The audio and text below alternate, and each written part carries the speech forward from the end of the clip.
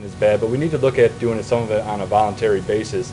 I believe the Farm Bureau, and I'm not sure the exact initials, but I believe it's MAEAR or something like that. It's a program that they have where they come in and you could actually get a discount from the Farm Bureau insurance if your farm meets environmental standards that they send their voluntary inspectors into.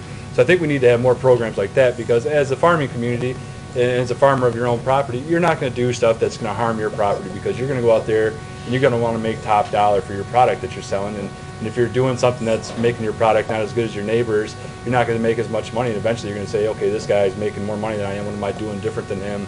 And how can I make as much money as he's doing? So I think we need to look at it that way and have some voluntary ones, but you need to have some regulations though.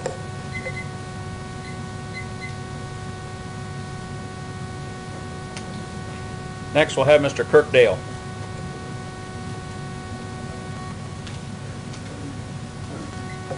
Less regulations is better.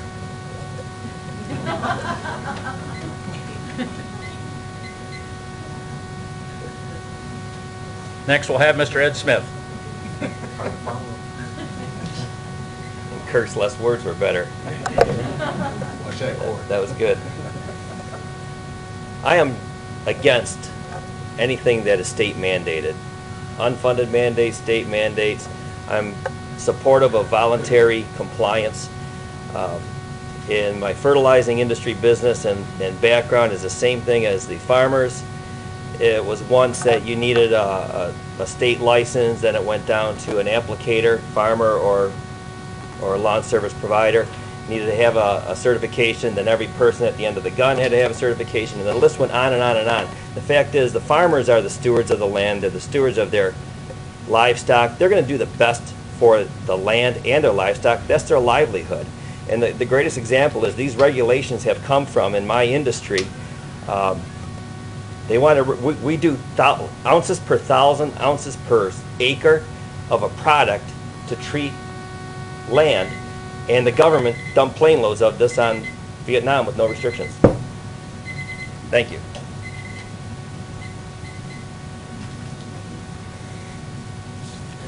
All right, we'll ask this question of the Senate candidates too. The question again is, in general, how to use a candidate views state regulations. Are we more effective with voluntary regulations or compliances, or should we continue to mandate them on our business climate? I'd like to ask Mr. Jeff Mays to come forward. Thank you very much. I appreciate the question. I'm someone who's been in Lansing as a record that you can review in terms of approaching getting rid of burdensome state regulation. When the water bills were before the legislature twice, it was my vote holding those bills up in the Michigan House until Michigan Farm Bureau, Michigan Agribusiness, and other groups came on board. You can check that record.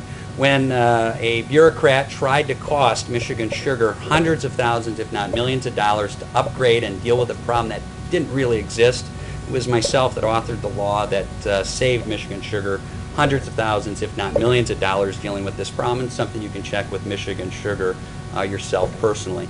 But as we deal with these regulations, we also need to hold accountability within the departments. When we did the Wetlands Act and changed that act, we said we want to see performance, and one area we wanted to see performance was helping cranberry growth in Michigan. We've struggled for years to really develop cranberries and bring companies like Ocean Spray. In those laws, we made sure that there was accountability, timelines, and pressure on the department to do the right thing so we can grow jobs in Michigan. Next, we'll hear from Mr. Mike Green.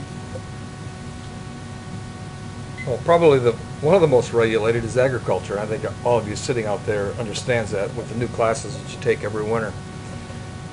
A lot of those regulations come from the federal government, and not as many from the state government.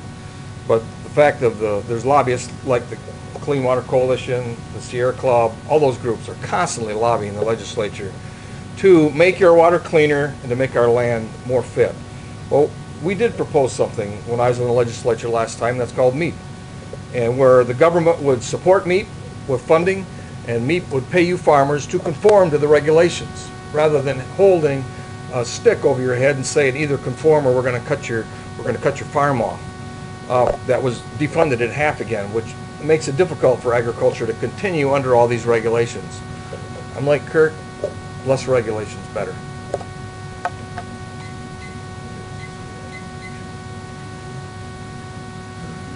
Now we'll hear from Mr. Paul Mezzo.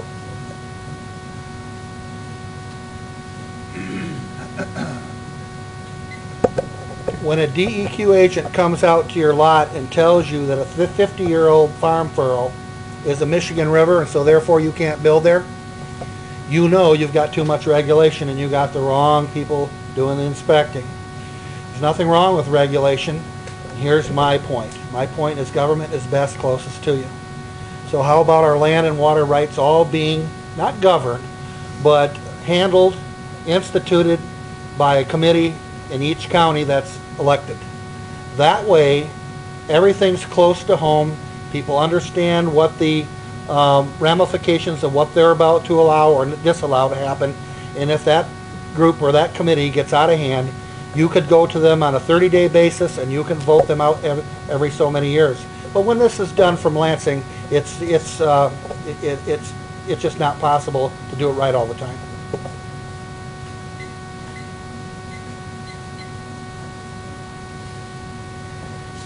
For those of you listening at home, you are listening to WMIC and Meet the Candidate program held here live this evening.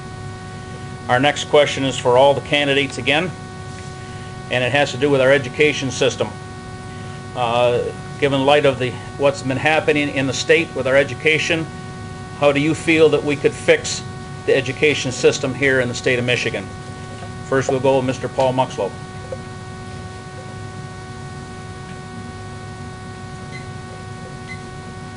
In a lot of places, particularly in Sanilac County, the educators have done a great job.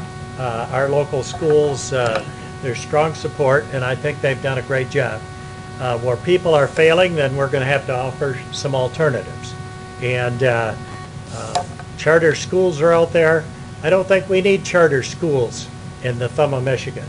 But we need charter schools and other types of education that can better serve children in places like Flint and Detroit and their larger areas who are not measuring up with test scores. And in education, as far as the operation is concerned, we have to become as efficient as we can. Everything goes back to the economy as far as I'm concerned. When the economy's buzzing, there's money for everything, including revenue sharing. So we have to get the economy going.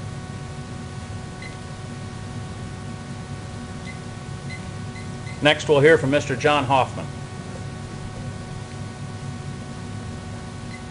Well, education is pretty well funded in Michigan, actually. There's a fair amount of money in there. Unfortunately, most of the money goes to pay benefits and salaries for teachers. A large part of the funding that is out there is for that. We have teachers' health care programs individually negotiated in 558 school districts that range from free massages 5 times a year as part of your health care program with no copay, to no copay on drugs. And some school districts have copays on pharmacy benefits. So we need a little better, tighter control on what we're paying the teachers. We have a pretty good retirement program, and I think many of the teachers have earned that retirement, but they retire at age 55 in a pretty nice program that many of us could never have. We need to get the teachers' retirement program in line with what the real world is all about, what we work for out there. Thank you.